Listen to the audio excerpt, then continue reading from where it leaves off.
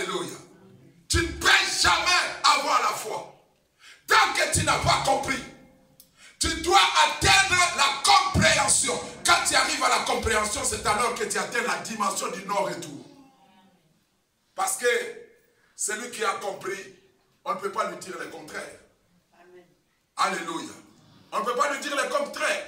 Personne ne peut convaincre quelqu'un comme moi que Jésus n'avait pas existé. Personne ne peut me convaincre que Jésus n'avait pas existé. Personne ne peut me convaincre que je ne suis pas sauvé. Personne ne peut me convaincre que je vais aller en enfer. Personne. Alléluia.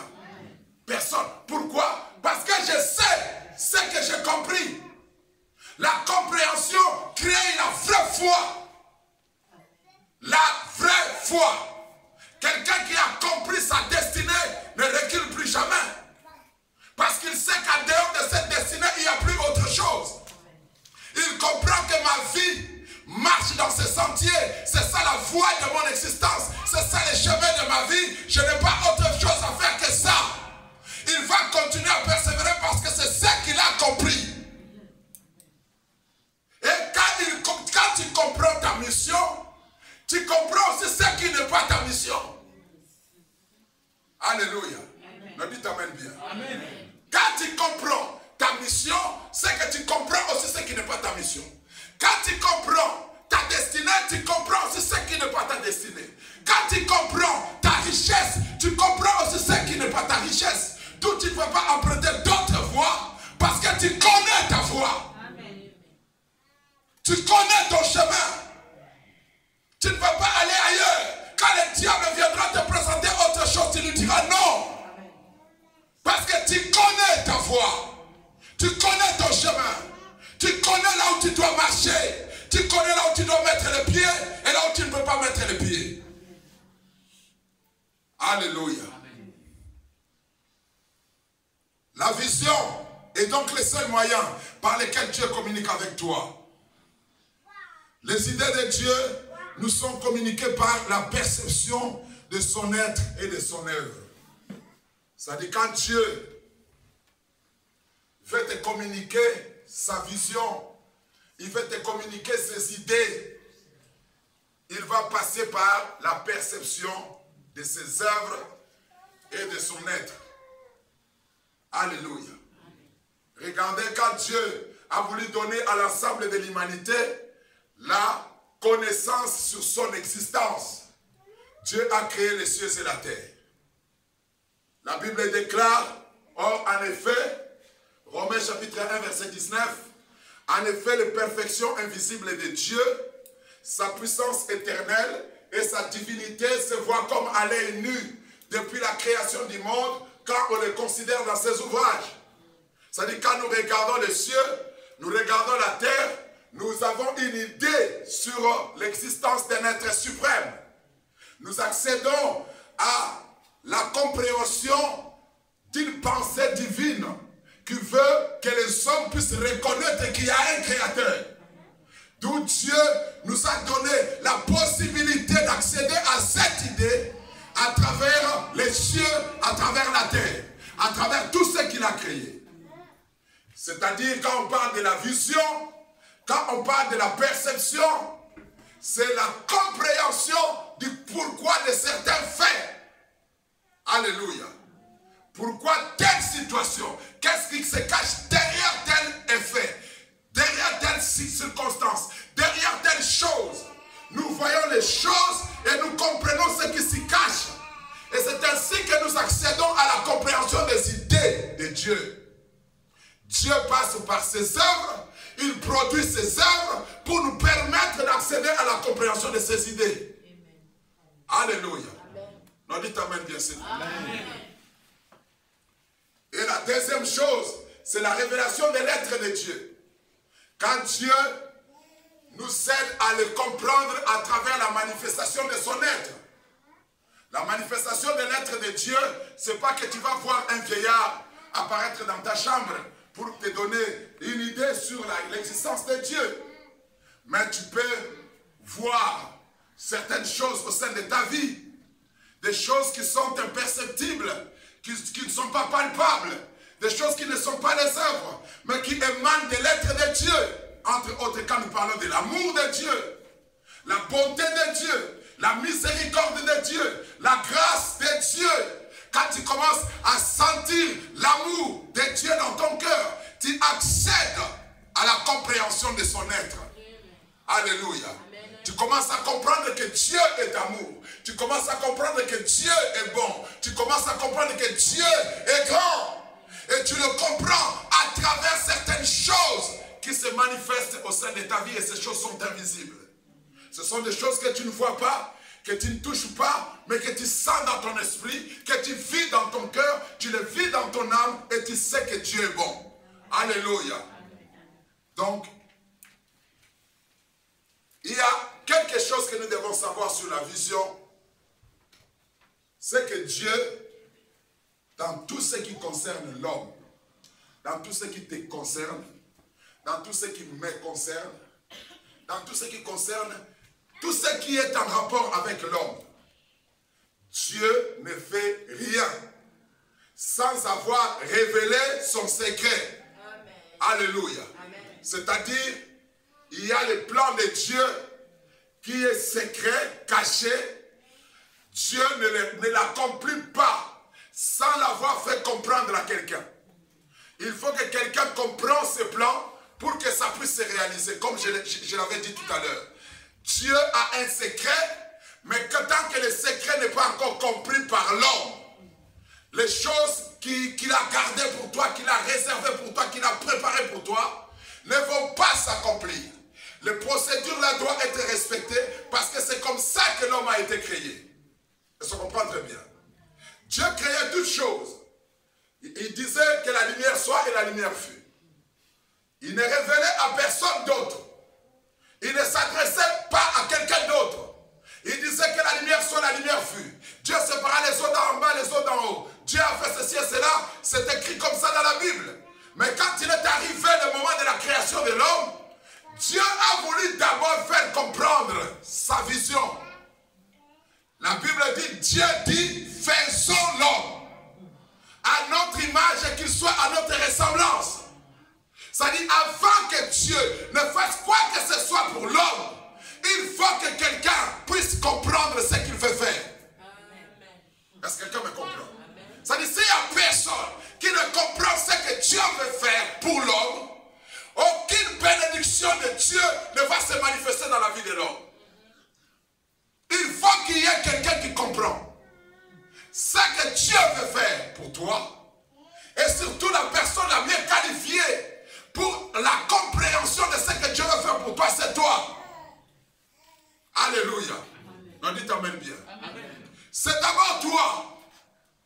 C'est vrai que Dieu peut se servir d'un prophète, il peut se servir de Dr Abraham, il peut se servir d'un pasteur pour te faire comprendre les choses, c'est-à-dire pour te révéler les choses qu'il a réservées pour toi. Mais écoutez bien aimé, même si Dieu se sert de moi pour t'expliquer les choses qui sont réservées pour toi, tant que ces choses restent secrètes pour toi, ça ne se réalisera pas. Je te le fais comprendre, tu dois comprendre. Alléluia. Est-ce que quelqu'un me comprend? Tu dois le comprendre. Tant que tu ne comprends pas, moi j'ai compris ce que Dieu veut pour toi, et toi tu n'arrives pas à le comprendre, tu ne verras rien. Tu ne verras rien du tout.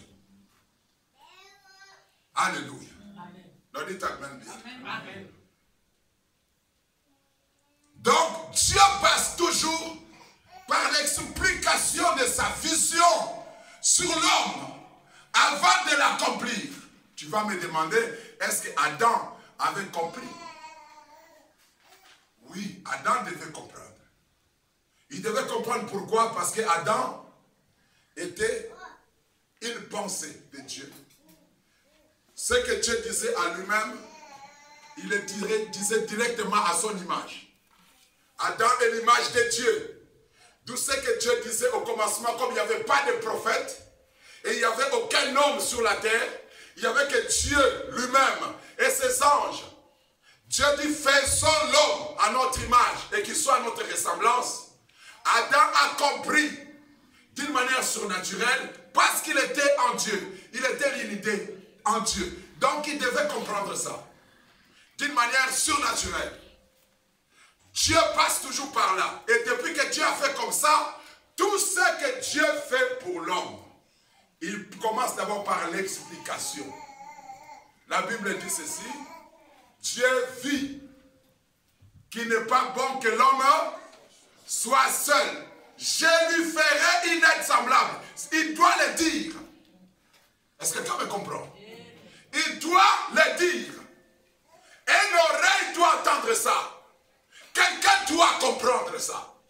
Avant que ça ne se réalise. Alléluia. Quelqu'un doit comprendre ça. Aucune vision de Dieu, aucun dessein de Dieu, aucun plan de Dieu ne s'accomplit sur la terre ici en faveur de l'homme s'il n'y a personne qui ne l'a compris. Alléluia. On dit amen bien. Amen. Avant que Jésus ne vienne sur terre nous sauver, Dieu avait suscité sur la terre des hommes qui devaient comprendre que Jésus va venir. Est-ce que quelqu'un me comprend? Dieu pouvait aussi faire que Marie soit grosse seulement et que Marie donne naissance à un enfant et que cet enfant devienne le sauveur du monde. Mais pourquoi Dieu devait d'abord envoyer Zacharie révéler la naissance de Jean-Baptiste et de Jésus-Christ à Zacharie, père de Jean-Baptiste? Dieu a révélé la naissance de Jésus-Christ à qui encore? À des mages qui étaient en Orient. Ils ont fait un voyage de 2 ans. Est-ce que vous avez déjà lu ça dans la Bible? Les mages qui ont donné des offrandes à Jésus, ils avaient fait un voyage de 2 ans. C'est-à-dire ça faisait 2 ans avant qu'ils avaient vu l'étoile. Avant que Jésus ne puisse naître, 2 ans avant, les gens ont vu son étoile. Et ils ont commencé leur voyage pour suivre l'étoile. Nous pouvons dire, parce que quand Hérode a demandé pour aller tuer les enfants à Bethléem, il a dit, depuis quand avez-vous vu l'étoile? Les mages ont répondu, quand est-ce qu'ils ont vu l'étoile? Et c'est alors que Hérode va décider de tuer les enfants de moins de 2 ans. C'est-à-dire, quand les mages ont répondu, ils ont dit, ça faisait 2 ans que nous avons vu l'étoile. D'où Hérode a déterminé le temps, selon lui, où le Christ devait naître. Donc il a commencé à tuer les enfants de moins de 2 ans. Est-ce que quelqu'un me comprend? Alléluia. Quelqu'un sur la terre doit comprendre ce que Dieu veut faire, sinon rien ne va s'accomplir. Quelqu'un dans ta famille doit comprendre ce que Dieu veut faire au milieu de vous, sinon rien ne va s'accomplir. Quelqu'un dans cette église doit comprendre ce que Dieu veut faire, sinon rien ne se fera. Quelles que soient les promesses que nous recevons de Dieu, si la vision que nous avons ici, dans cette église, personne ne la maîtrise, il n'y aura rien qui va s'accomplir. Est-ce que quelqu'un me comprend? Dites amen bien. C'est-à-dire, l'adhésion à la vision dépend de la compréhension. Et quand il n'y a personne qui ne comprend, la vision ne se réalise pas. Le plan de Dieu ne s'accomplit pas. Alléluia. Quand Jésus, avant sa naissance, Dieu a révélé à Marie. Il a parlé aussi à Joseph. Et puis il a parlé aussi à Anne et Siméon. Vous imaginez que quelques années avant la naissance de Jésus, il y avait un vieil homme qui restait dans les temples, qui attendait la mort.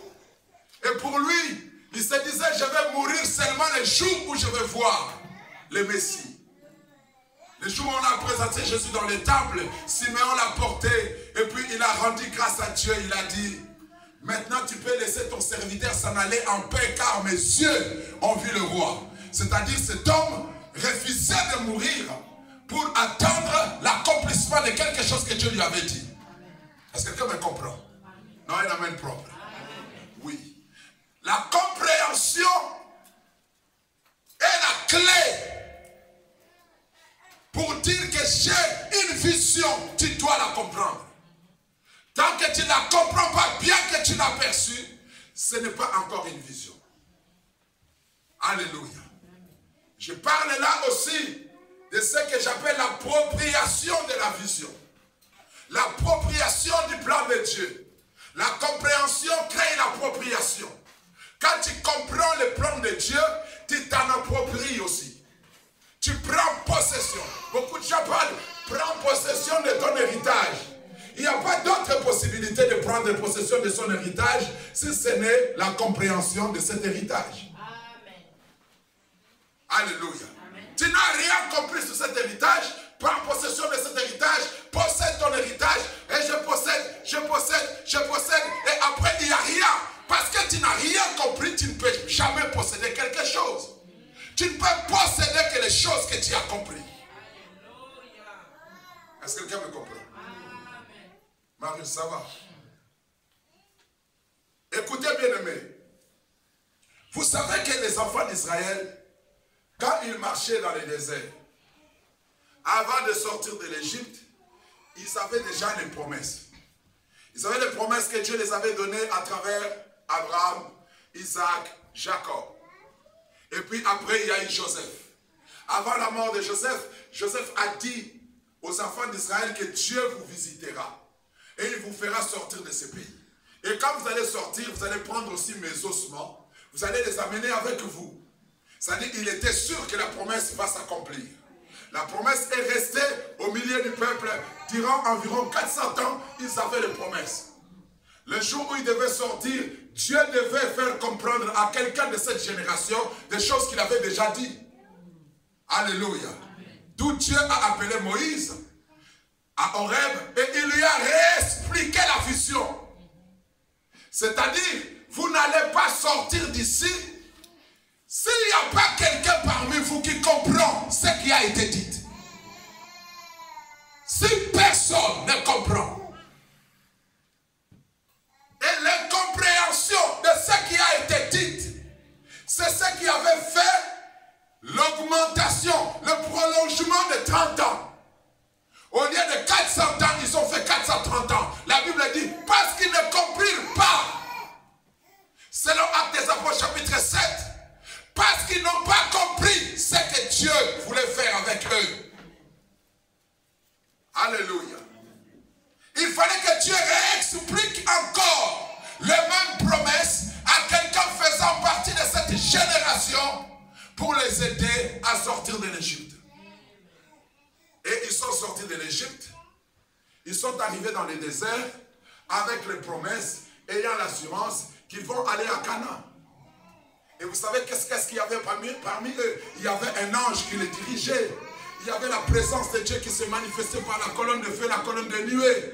Il y avait une grande gloire de l'Éternel au milieu d'eux. Il y avait une grosse pierre qui faisait sortir de l'eau, qui les accompagnait.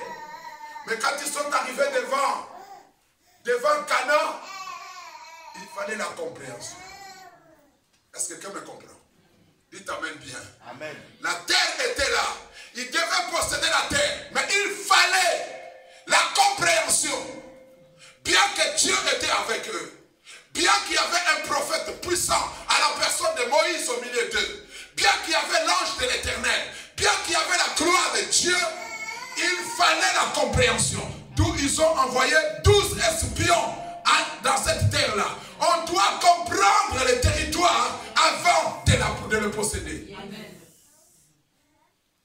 Alléluia. Dieu a parlé, oui et amen. Mais la méthode de Dieu exige que nous comprenions avant de posséder. D'où on va envoyer 12 espions sur le terrain pour nous donner des informations sur le terrain. De ce qui nous attend de l'autre côté. De ce que Dieu nous a dit. Ils ont envoyé 12 personnes qui sont parties voir. Alléluia. Amen. Et quand Josué voulait posséder la terre promise, la même chose s'est reproduite. Avant de vaincre Jéricho, il fallait envoyer 2 espions. Là, à l'intérieur, n'est-ce pas que Dieu était avec eux? Ils avaient des gens qui avaient le Saint-Esprit. Il y avait des prophètes parmi eux. Mais ils ne se sont pas fiés seulement à ce qu'ils ont, on leur avait dit. ils ont cherché à bien comprendre. Nous devons comprendre la terre que nous allons posséder. Et c'est ainsi qu'ils ont envoyé des espions pour les aider à comprendre. Alléluia. Non, dites Amen bien. Amen. Là où les enfants de Dieu sont limités dans leur mission, c'est au niveau de la vision. Au niveau de la vision.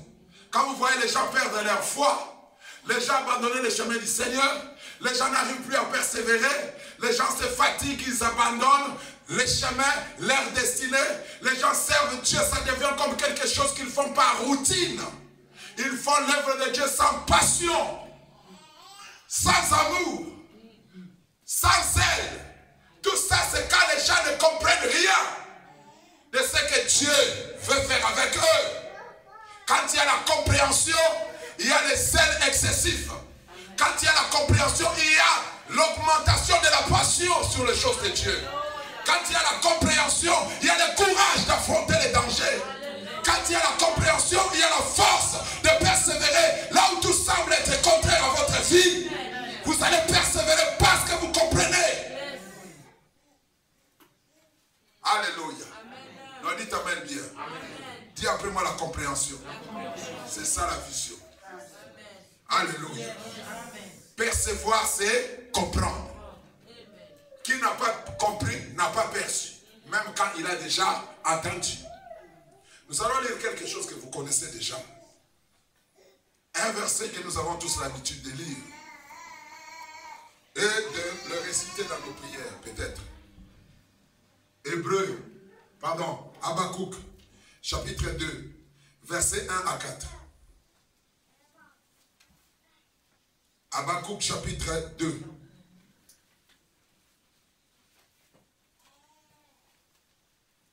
Versets 1 à 4. Écoutez ce que la Bible dit.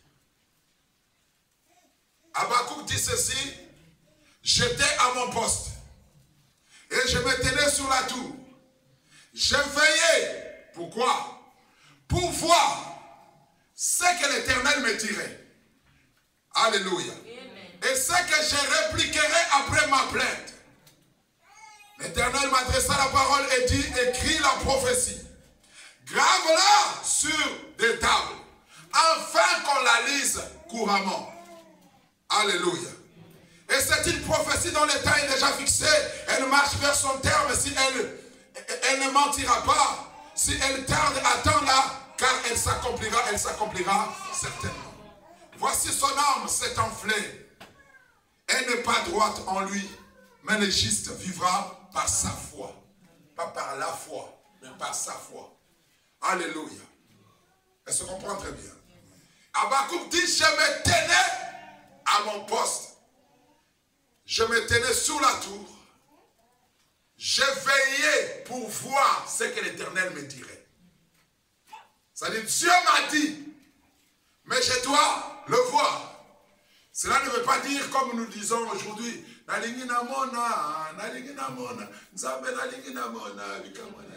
non, c'est pas ça. Alléluia. Non, dites Amen bien. Voir par ton esprit. Et le texte continue, écrit la prophétie, grave-la sur des tables, afin qu'on la lise couramment. Le souci de Dieu, c'est quoi? Quand il dit, grave la prophétie, afin qu'on la lise couramment. Pourquoi? Quel est le souci de Dieu là-dedans? La compréhension. Alléluia. Il faut que la prophétie soit claire. Que les gens puissent bien la lire. Et pas quand ils liront bien la prophétie, ils vont aussi bien la comprendre. Et s'ils comprennent bien, c'est alors qu'ils ont vraiment vu ce que je vais faire avec eux. Alléluia. C'est pourquoi le verset se termine par « Mais le juste vivra par sa foi ». Parce que la foi n'est autre que l'émanation de ce que tu as compris, de ce que tu as lu, de ce que Dieu t'a dit. C'est ça la foi. Une chose que tu ne vois pas dans ton esprit, tu ne peux pas dire que tu crois à ça. Quelque chose dont tu n'es pas sûr que ça existe dans ton cœur, tu ne peux pas dire que tu crois à ça. La croyance, c'est l'existence réelle, véridique, des choses que Dieu t'a dit au sein de ton cœur. Alléluia. Dites Amen bien.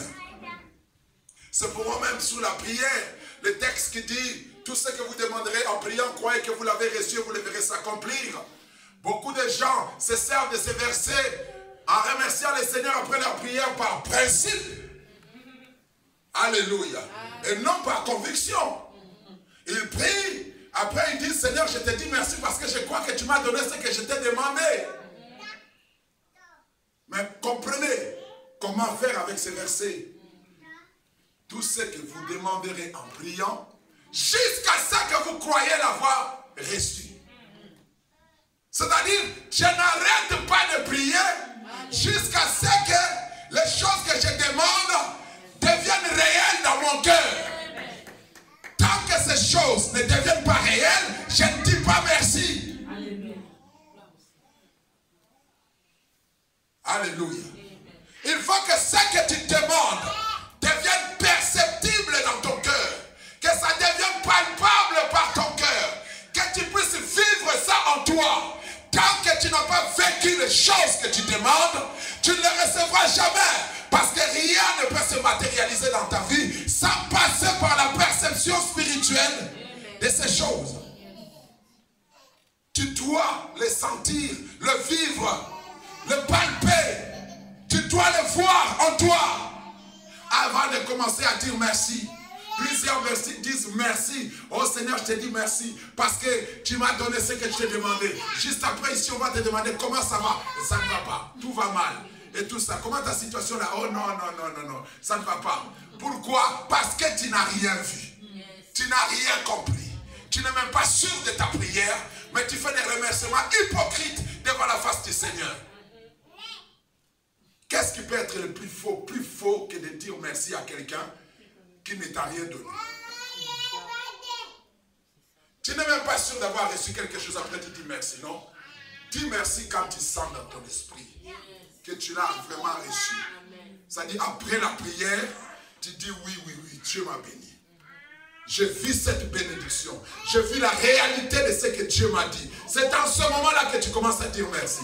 Des fois, nous arrêtons la prière quand, au moment où il ne faut pas l'arrêter.